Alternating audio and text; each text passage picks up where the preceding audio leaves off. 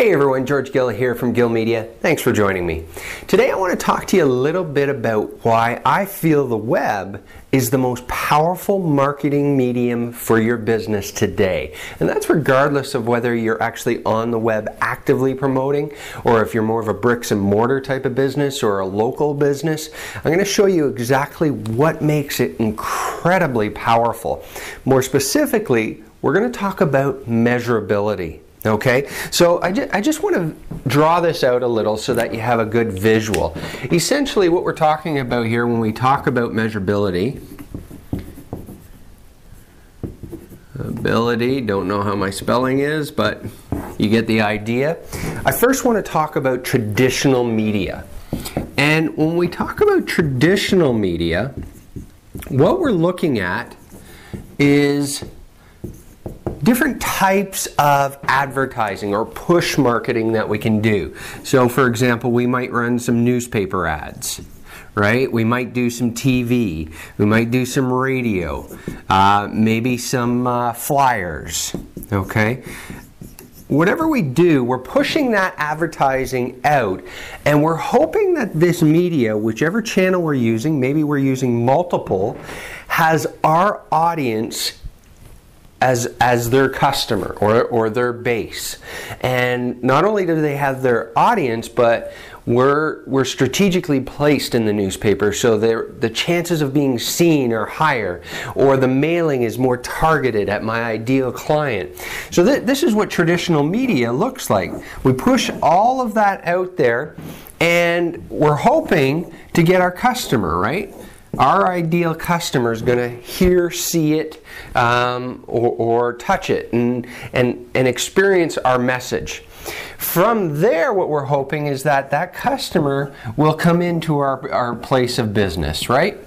And then what's going to happen at that stage is they're going to either leave, exit the door, or they're going to be, in the ideal situation, turn into revenue.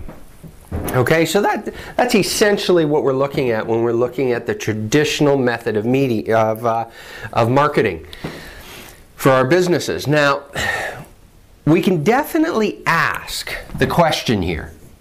You know, we can ask, how did you hear about us? You know, did you see our newspaper ad? Did you see our TV ad? Or maybe the person will actually volunteer that information. So here's a measurement point where hopefully, as long as our people are disciplined about it, are asking this question and saying, hey, how did you hear about us?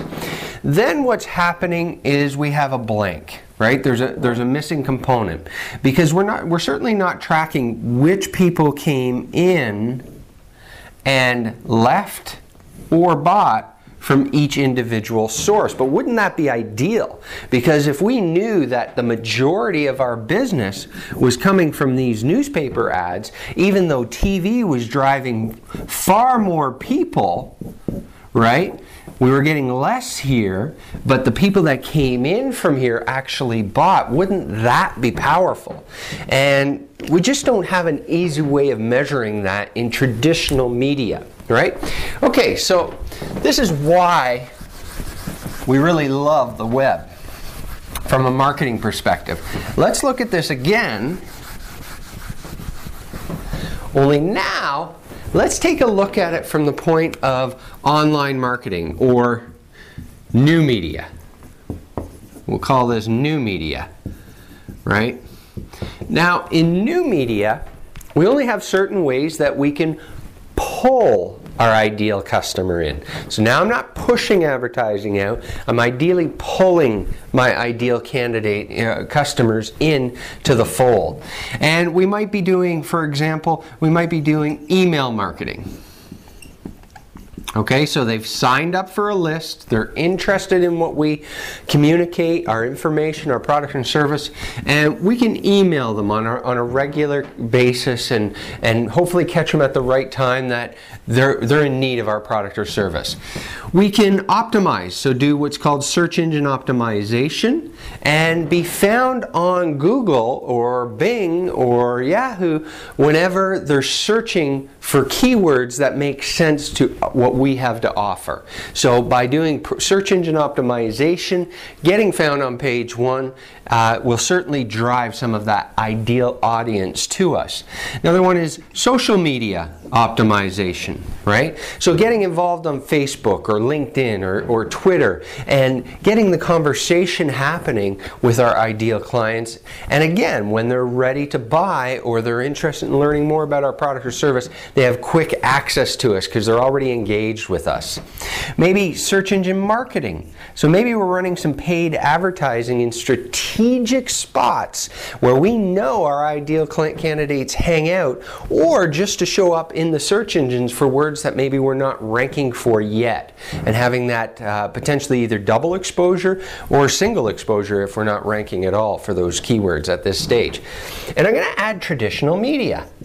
You know, a lot of people don't think of tying traditional media to their new media campaigns. Okay, and it's really critical that if I go back to that traditional media, if I funnel it through my online media or my new media as a resource for driving that traffic, then I'll get far better measurement from it as well, albeit still a little wide. And I'll explain that in just a second. Okay, so in this scenario, in the new media, we're driving everybody to our website, right? And our website now becomes an intermediate. Now, the website might have a purpose of collecting a lead if I'm more of a sales organization, or it might be an actual sale if I have an e-com site, or it might be the ability to print a coupon or other strategy that in turn makes me have to go to my local place of business, right? And make a purchase. Okay, so now we have all this traffic coming in that's looking for what we have, right? I'm not shooting in the dark. That's the first part. But what I have in between as a filter, if you will, and I use that term loosely, but as a filter in between them arriving at my website and all of this different types of marketing that's going on is Google Analytics. Okay? Now, with Google Analytics, I'm able to track what medium or type of marketing that person arriving at my website came from. Okay? I am also able to track which of those people took action on my call to action. Again, whether that be fill out a lead form, make a sale, or print off a coupon, or any other strategy, and there's plenty of them that we can implement on a website that drove that to that call of action. So now, if I find out through Google Analytics that my greatest volume of people is coming in from social media, that's good information. But if I also find out that maybe my email marketing is creating the most amount of sales,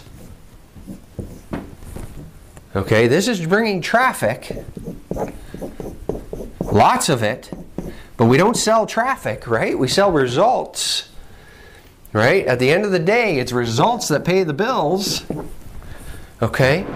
Where am I going to focus more resources, attention, and time? To more traffic or more dollars?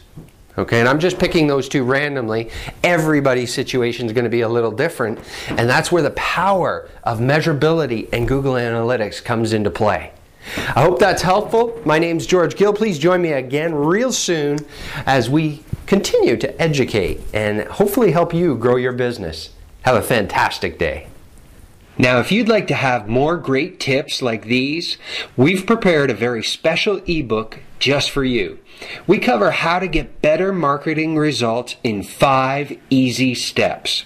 Simply go to www.geills.com businessonlinemarketingcourses.com and sign up for this free ebook. Plus, get access to a series of free exclusive tips to help you succeed with your marketing efforts, grow your business, increase sales, reduce marketing costs, and make better marketing decisions. Go to www.businessonlinemarketingcourses.com and subscribe.